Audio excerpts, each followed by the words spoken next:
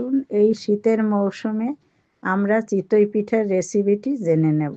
প্রথমে আমরা 200 গ্রাম আতপ চাল 20 মিনিটের জন্য গরম জলে ভিজিয়ে নেব। চালটাকে গরম জলে মিক্সিতে পেস্ট করে নিয়েছি। এখন এই পেস্টটাকে একটা বাটিতে নিয়ে নেব। এখন এই পেস্টটার মধ্যে 1 চামচ লবণ দেব।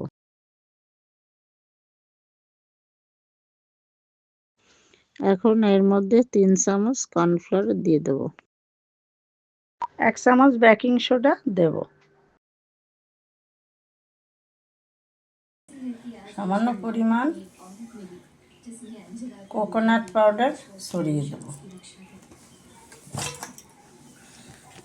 এখন এটাকে হালকা গরম জলে একটু একটু করে পেস্টটা করে নেব।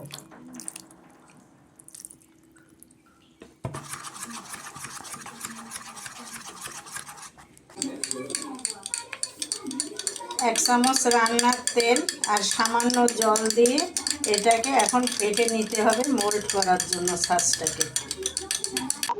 পিঠে করার ছাঁচটাকে গরম করার জন্য উনানে বসিয়ে দিয়েছি। এটাকে এখন তেল জলে মোলটাকে ভালো করে মুছে নেব যাতে কোনো রকম পিঠাটা উঠে আসে সুন্দরভাবে।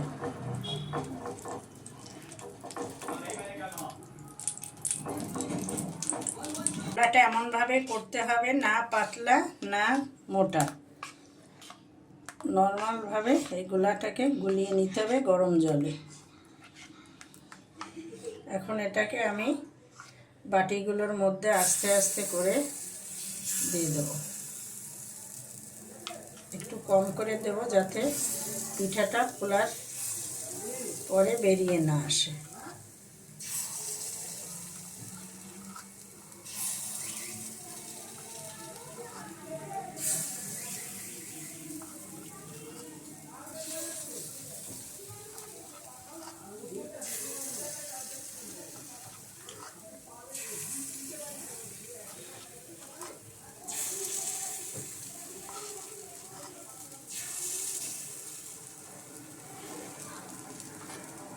এটাকে 5 মিনিটের জন্য ঢেকে দেওয়া হবে। এখন ঢাকনাটাকে তুলে পিঠাটাকে উঠিয়ে নেব। একটা সরু নাইফের সাহায্যে এই পিঠাটাকে তুলে নেব।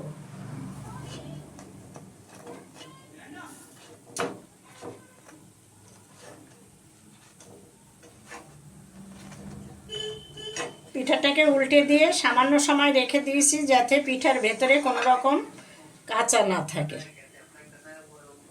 এখন পিঠাটাকে উঠালে দেখতে পাবেন কত মজাদার হয়েছে।